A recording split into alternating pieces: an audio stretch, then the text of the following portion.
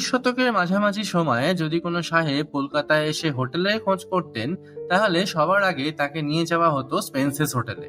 1830 সালে জন স্পেন্স তৎকালীন government house বা রাজভবনের খুব কাছেই তৈরি করেছিলেন কলকাতা তথা এশিয়ার প্রথমেই হোটেলটি।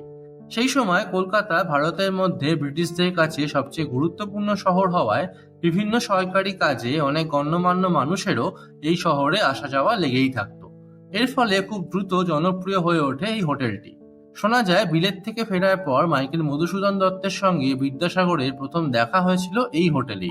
পরে 1880 সালে এই বাড়িটিতে সরকারি অফিস তৈরি করা হয় এবং এখন আমরা এটিকে ট্রেজারি বিল্ডিং বা এজি বেঙ্গলের বাড়ি নামে চিনি।